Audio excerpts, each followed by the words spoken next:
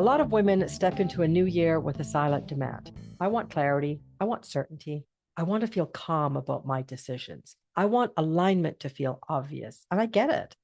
Successful women are trained to trust what they can prove: metrics, data, plans, outcomes. You've been rewarded for being competent, prepared, and composed. So when your spiritual side starts getting louder, when your intuition starts tugging, when your shadow queen starts saying, this don't fit anymore, your inner critic goes into emergency management mode. She'll say, if it's right, it should feel peaceful. If it's aligned, it should feel calm. If it's meant for you, you wouldn't feel anxious. That sounds wise, right? That sounds grown. That sounds spiritual, but it's often a lie.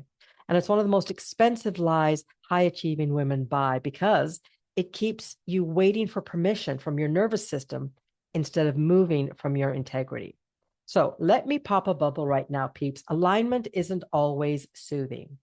Alignment doesn't always feel calm at first. Sometimes alignment feels like grief. Sometimes it feels like nausea. Sometimes it feels like heat in your chest and a lump in your throat. Sometimes it feels like your hands shaking while something inside you stays weirdly steady. And the mind fuck is this. You might be using calm as your permission slip to stay in familiar patterns, because calm can mean two different things. It can mean peace or it can mean avoidance.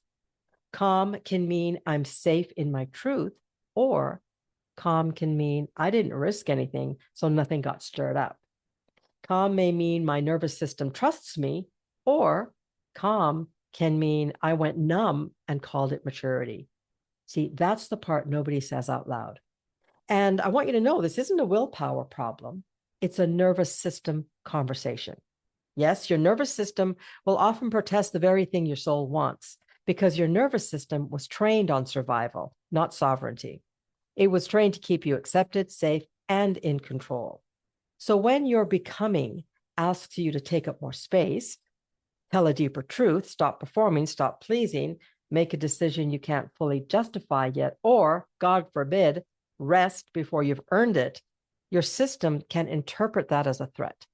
You see, familiar pain feels safer than unfamiliar freedom. Mic drop.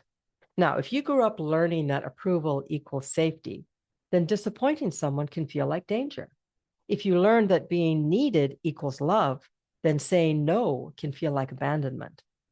If you learn that being competent equals belonging, then making a choice you can't explain yet can feel like humiliation waiting to happen.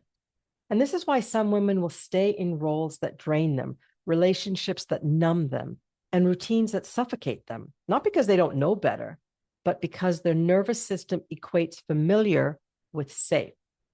Now, if you are successful, this can hit harder because you were rewarded for certainty. If you've built a life based on being the capable one, the calm one, the competent one, then alignment might ask you to do something that feels outrageous to your old identity. Move before you feel ready. Speak before you feel certain. Choose before everyone agrees. Stop over-explaining.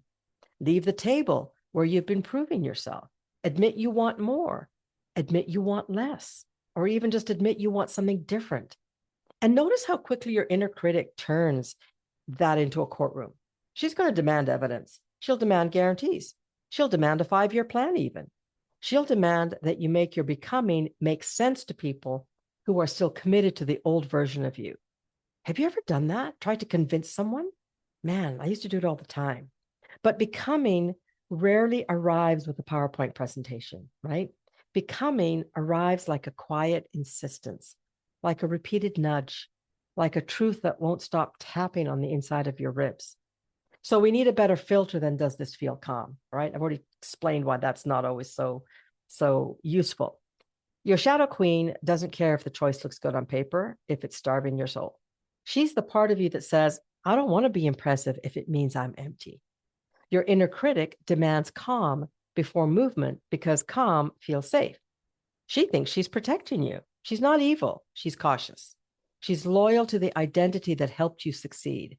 And your divine guide knows calm is not always the indicator. Integrity is the indicator. Coherence is the indicator. The after effect is the indicator. So instead of asking, does this feel calm right now? Ask better questions.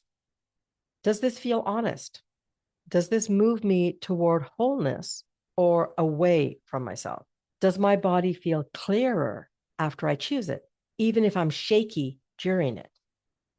Am I delaying because I'm discerning or because I'm scared of who I'll have to become if I choose it? Let me show you how this plays out in real life. Picture this.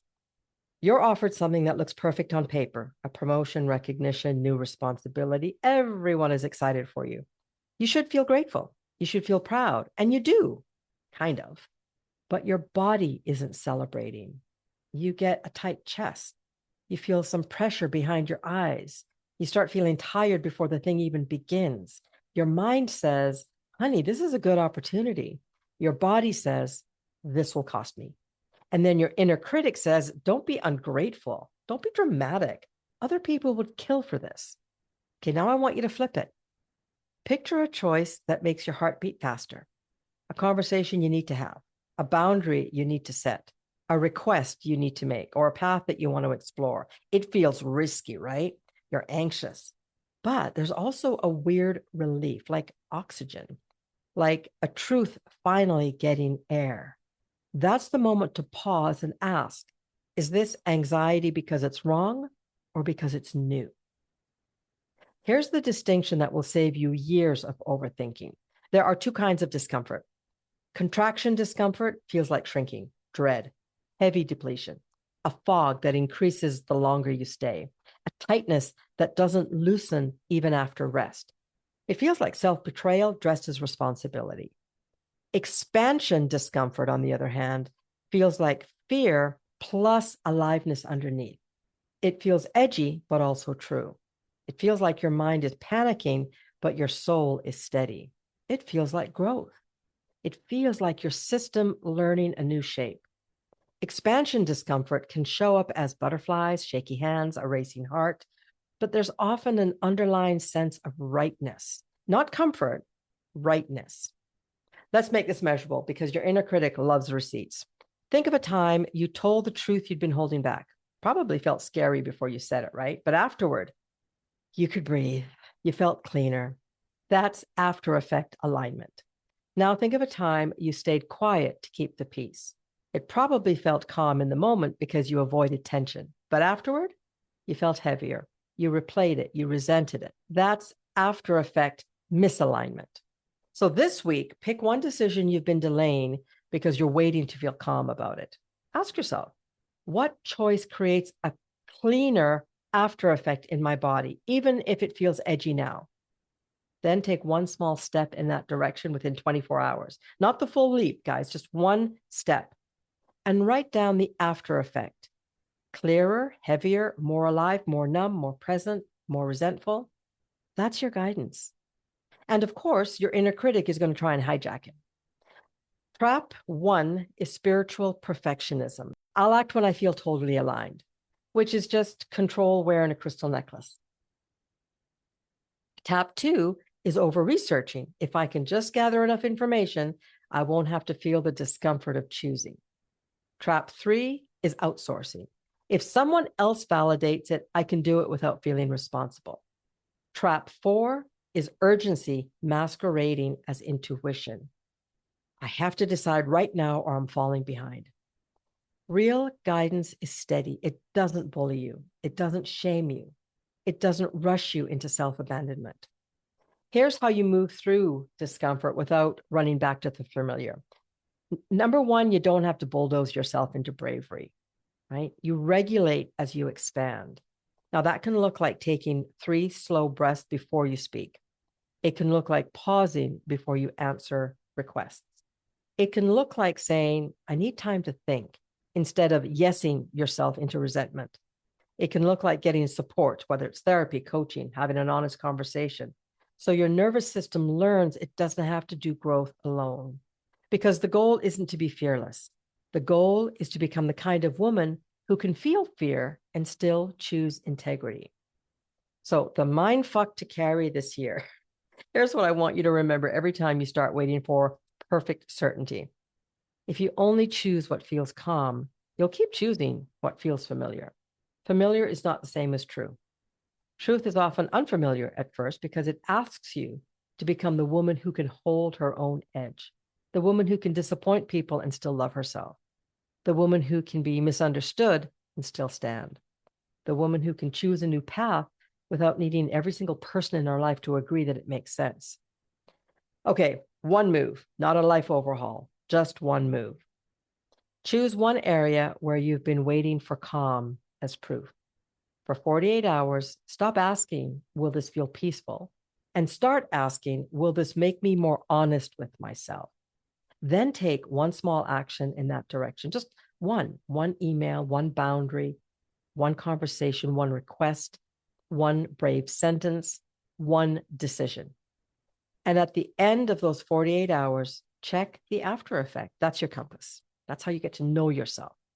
This is also why my Substack piece this week is called The Day I Stopped Trying to Sound Like an Expert and Started Sounding Like Myself.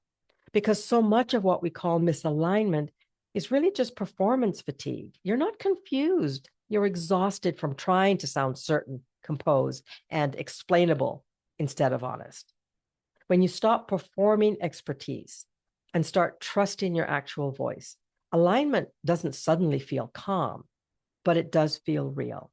And real is what your nervous system learns to trust over time. And if you're ready to make intuition real, practical, embodied, and steady, here's your next step. Go to my website, www.mindfulnesswithmahara.com, and click to rise into your next level inside the Trinity Transformation. This is where your divine guide turns intuition into clean decisions and real world momentum. Thanks for listening. If you enjoyed what you heard today, share it with somebody who needs it. My name is Mahara. Here's to you.